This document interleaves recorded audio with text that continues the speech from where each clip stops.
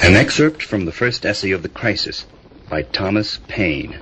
These are the times that try men's souls. The summer soldier and the sunshine patriot will, in this crisis, shrink from the service of his country. But he that stands it now deserves the love and thanks of man and woman. Tyranny, like hell, is not easily conquered. Yet we have this consolation with us, that the harder the conflict, the more glorious the triumph. What we obtain too cheap, we esteem too lightly. It is dearness only that gives everything its value. Heaven knows how to put a proper price upon its goods, and it would be strange indeed if so celestial an article as freedom should not be highly rated. Britain, with an army to enforce her tyranny, has declared that she has a right not only to tax, but to bind us in all cases whatsoever. And if being bound in that manner is not slavery, then is there not such a thing as slavery upon earth? Even the expression is impious, for so unlimited a power can belong only to God.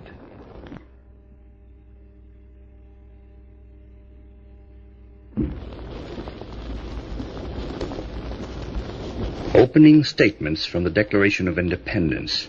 When, in the course of human events, it becomes necessary for one people to dissolve the political bands which have connected them with another, and to assume among the powers of the earth the separate and equal station to which the laws of nature and nature's God entitle them, a decent respect to the opinions of mankind requires that they should declare the causes which impel them to the separation.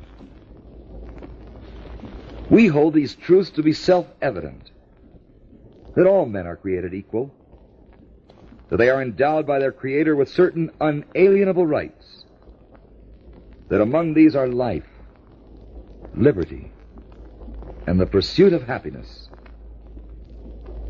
that to secure these rights, governments are instituted among men, deriving their just powers from the consent of the governed, that whenever any form of government becomes destructive of these ends, it is the right of the people to alter or to abolish it, and to institute a new government, laying its foundation on such principles and organizing its powers in such form as to them shall seem most likely to affect their safety and happiness.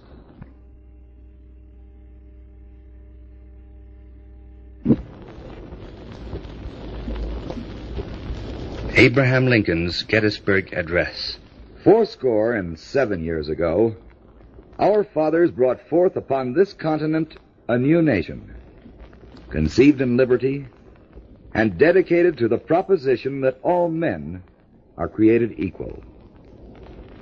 Now we are engaged in a great civil war, testing whether that nation, or any nation, so conceived and so dedicated, can long endure. We are met on a great battlefield of that war. We have come to dedicate a portion of that field as a final resting place for those who here gave their lives, that that nation might live. It is altogether fitting and proper that we should do this.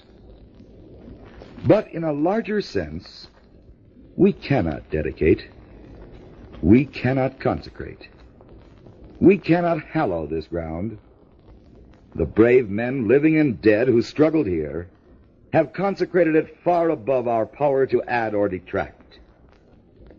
The world will little note nor long remember what we say here, but it can never forget what they did here. It is for us, the living rather, to be dedicated here to the unfinished work which they who fought here have thus far so nobly advanced.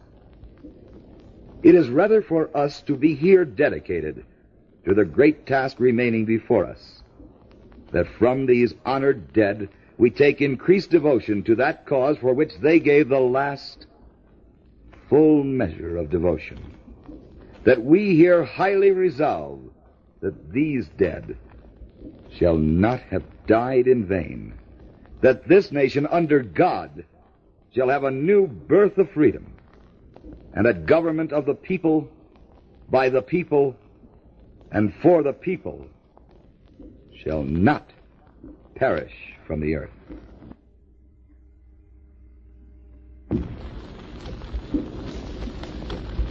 A Dream Within a Dream, a poem by Edgar Allan Poe. Take this kiss upon the brow, and in parting from you now, thus much let me avow. You are not wrong who deem that my days have been a dream. Yet, if hope has flown away in a night, or in a day, in a vision or in none, is it therefore the less gone? All that we see or seem is but a dream, within a dream. I stand amid the roar of a surf-tormented shore, and I hold within my hand grains of the golden sand. How few, yet how they creep through my fingers to the deep while I weep, while I weep. O God, can I not grasp them with a tighter clasp? O God, can I not save one from the pitiless wave? Is all that we see or seem but a dream within a dream?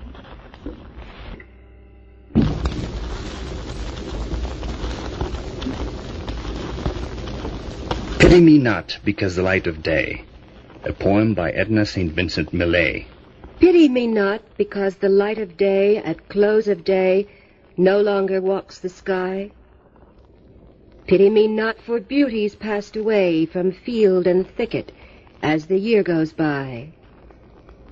Pity me not the waning of the moon, nor that the ebbing tide goes out to sea, nor that a man's desire is hushed so soon, and you no longer look with love on me.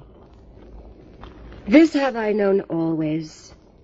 Love is no more than the wide blossom which the wind assails, than the great tide that treads the shifting shore, strewing fresh wreckage gathered in the gales. Pity me that the heart is slow to learn what the swift mind beholds at every turn.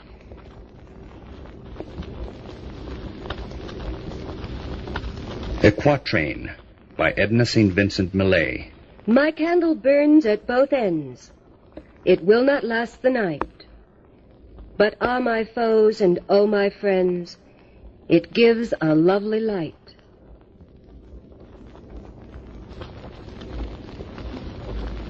Ralph Waldo Emerson.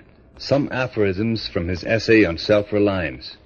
There is a time in every man's education when he arrives at the conviction that envy is ignorance, that imitation is suicide, that he must take himself for better, for worse, as his portion, that though the wide universe is full of good, no kernel of nourishing corn can come to him but through his toil bestowed on that plot of ground which is given to him to till.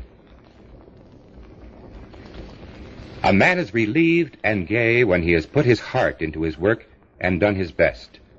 But what he has said or done otherwise shall give him no peace. It is a deliverance which does not deliver. In the attempt, his genius deserts him. No muse befriends, no invention, no hope. My life is not an apology, but a life. It is for itself, and not for a spectacle. I much prefer that it should be of a lower strain, so it be genuine and equal, than that it should be glittering and unsteady. It is easy in the world to live after the world's opinion. It is easy in solitude to live after our own. But the great man is he who in the midst of the crowd keeps with perfect sweetness the independence of solitude.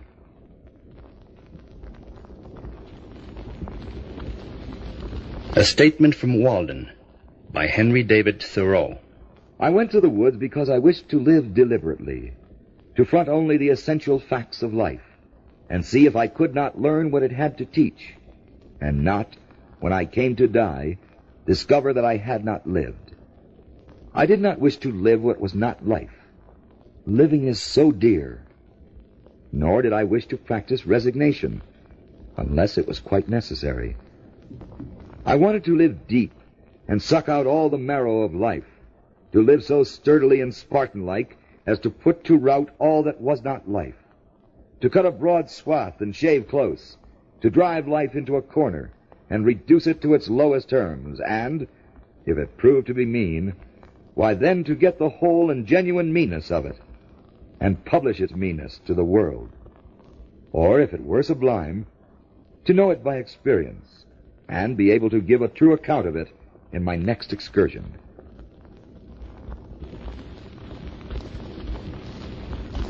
A Noiseless Patient Spider, poem by Walt Whitman. A noiseless, patient spider. I marked one a little promontory. It stood isolated. Marked how to explore the vacant, vast surrounding. It launched forth filament, filament, filament out of itself, ever unreeling them, ever tirelessly speeding them.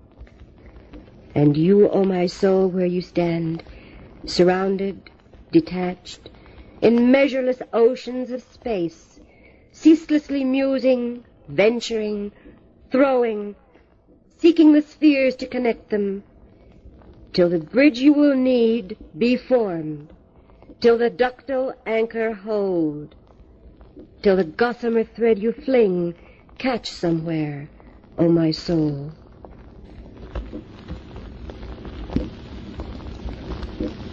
Success is counted sweetest, a poem by Emily Dickinson. Success is counted sweetest by those who ne'er succeed. To comprehend the nectar requires sorest need. Not one of all the purple host who took the flag today can tell the definition so clear of victory as he, defeated, dying, on whose forbidden ear the distant strains of triumph burst, agonized and clear. Opening paragraphs of John F. Kennedy's inaugural address.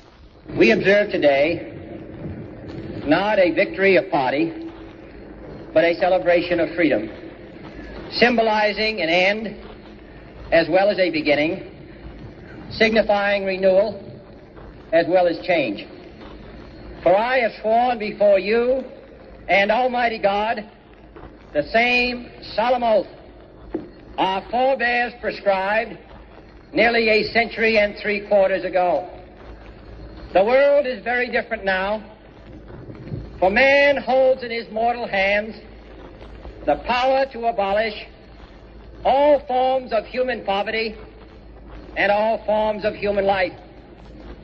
And yet the same revolutionary beliefs for which our forebears fought are still at issue around the globe. The belief that the rights of man come not from the generosity of the state, but from the hand of God. We dare not forget today that we are the heirs of that first revolution.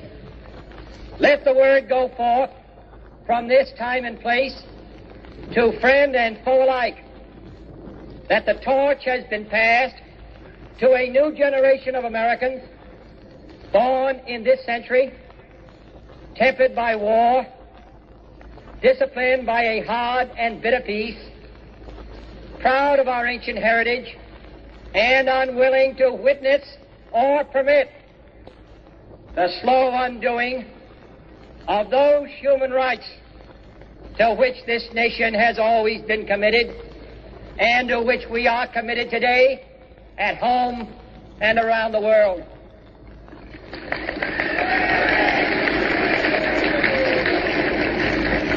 Let every nation know, whether it wishes us well or ill, that we shall pay any price, bear any burden, meet any hardship, support any friend, oppose any foe to assure the survival and the success of liberty.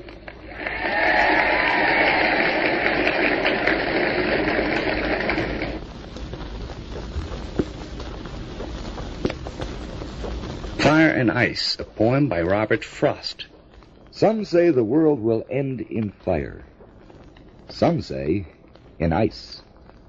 From what I've tasted of desire, I hold with those who favor fire. But if it had to perish twice, I think I know enough of hate to say that for destruction ice is also great, and would suffice.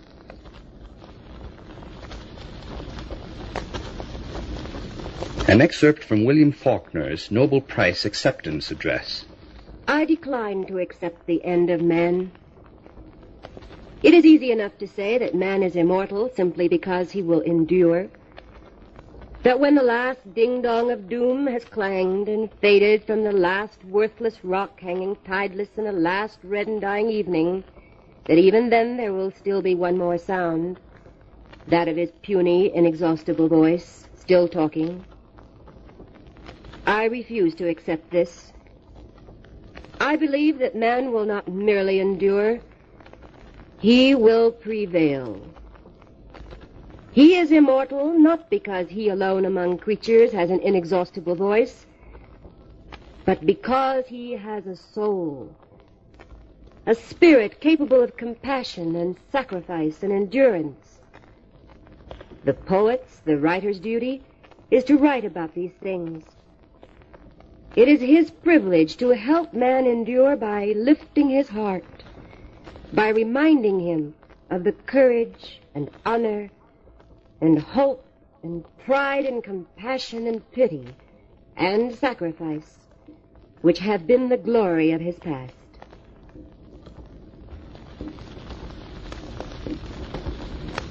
Excerpt from Moby Dick, a novel by Herman Melville.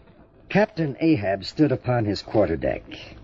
He looked like a man cut away from the stake, when the fire has overrunningly wasted all the limbs without consuming them, or taking away one particle from their compacted, aged robustness. His whole high, broad form seemed made of solid bronze, and shaped in an unalterable mold, like Cellini's cast Perseus, threading its way out from among his gray hairs, and continuing right down one side of his tawny, scorched face and neck till it disappeared in his clothing.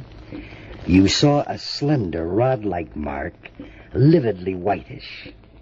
It resembled that perpendicular seam sometimes made in the straight, lofty trunk of a great tree, when the upper lightning tearingly darts down it, and without wrenching a single twig, peels and grooves out the bark from top to bottom, ere running off into the soil, leaving the tree still greenly alive, but branded. Whether that mark was born with him, or whether it was the scar left by some desperate wound, no one could certainly say. By some tacit consent, throughout the voyage, little or no allusion was made to it, especially by the mates. But once an old gay-head Indian among the crew superstitiously asserted that not till he was full 40 years old did Ahab become that way branded.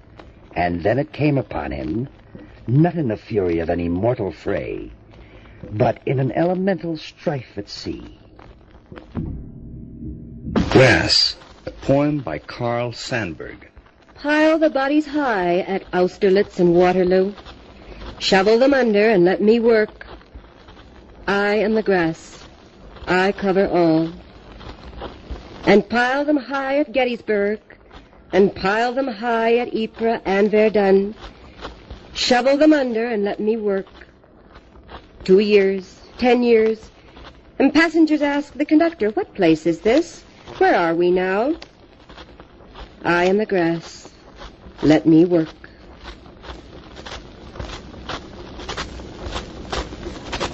An excerpt from Roughing It by Mark Twain. By 8 o'clock, everything was ready, and we were on the other side of the river.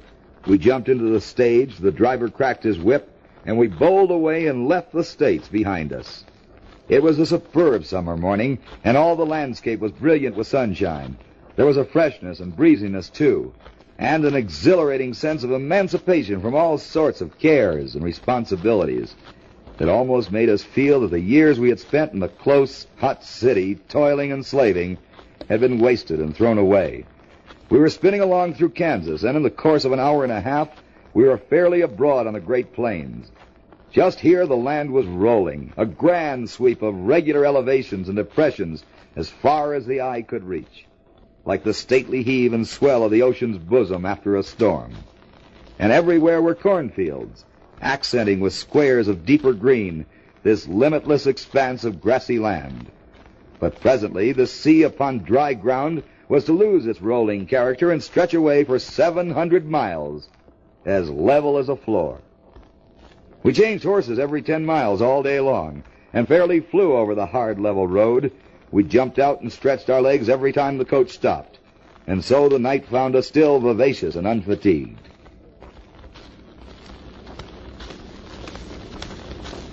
An excerpt from King Richard II by William Shakespeare.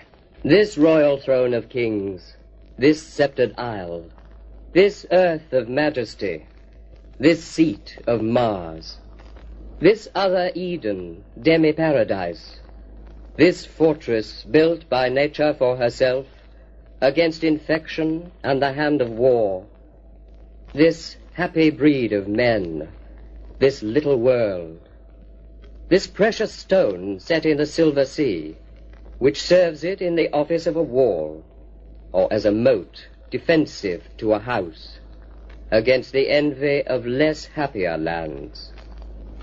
This blessed plot, this earth, this realm, this England.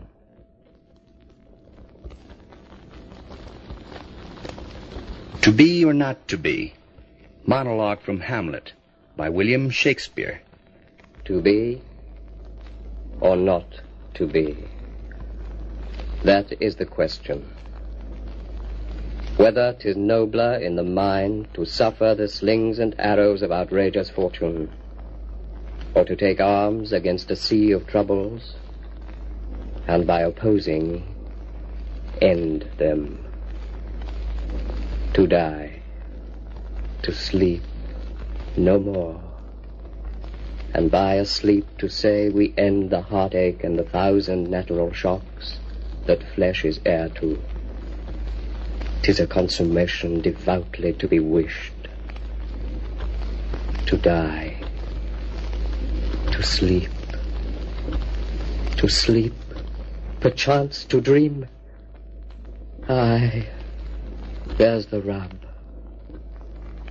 For in that sleep of death what dreams may come, when we have shuffled off this mortal coil, must give us pause. There's the respect that makes calamity of so long life. For who would bear the whips and scorns of time, the oppressor's wrong, the proud man's contumely, the pangs of disprized love, the law's delay, the insolence of office, and the spurns that patient merit of the unworthy takes, when he himself might his quietus make with a bare bodkin? Who would fardels bear to grunt and sweat under a weary life, but with the dread of something after death? The undiscovered country from whose bourne no traveller returns puzzles the will, and makes us rather bear those ills we have than fly to others that we know not of. Thus conscience does make cowards of us all, and thus the native hue of resolution is sicklied o'er with a pale cast of thought, and enterprises of great pith and moment with this regard their currents turn awry, and lose the name of action.